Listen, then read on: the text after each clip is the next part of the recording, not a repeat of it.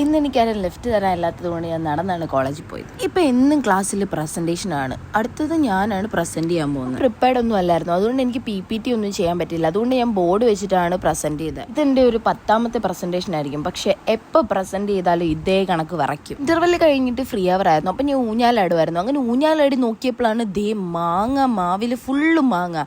ഇതേത് മാങ്ങ കൈസ്? മാവിൽ മാങ്ങ മാത്രമല്ല ചിക്കും ഒക്കെ കിളിച്ച് നിൽപ്പുണ്ട്. എൻ്റെ ക്ലാസ്സിലെ ഒരുത്തനെ വിളിച്ചുകൊണ്ട് വന്ന് കുറേ കല്ലും പറക്കിക്കൊണ്ട് വന്നു മാവേൽ എറിയാനായിട്ട്. പക്ഷെ കാര്യമൊന്നും ഉണ്ടായില്ല. നമുക്ക് 2 പേർക്കും എറിയാൻ അറിയത്തില്ലായിരുന്നു. എൻ്റെ ശ്രമം പരാജയപ്പെട്ടപ്പോൾ ഞാൻ എൻ്റെ ജൂനിയേഴ്സിനെ വിളിച്ചു മാവേൽ എറിയാനായിട്ട്. അവന്മാർ വന്നു കേട്ടോ. നമ്മൾ അപ്പുറത്തോട്ടും ഇപ്പുറത്തോട്ടുള്ള മാങ്ങയിലെല്ലാം എറിയാൻ നോക്കിയപ്പോഴത്തേക്കും പക്ഷേ ആ സൈഡിൽ ഫുള്ള് ചേച്ചിമാരൊക്കെ ക്ലീൻ ചെയ്യാൻ വേണ്ടി നിൽക്കുമായിരുന്നു.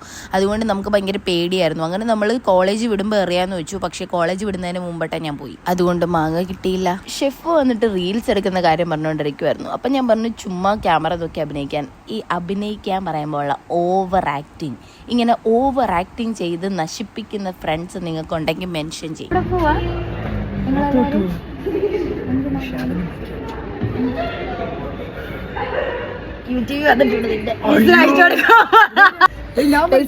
വലിയൊരു സിഗരറ്റ് വലിയ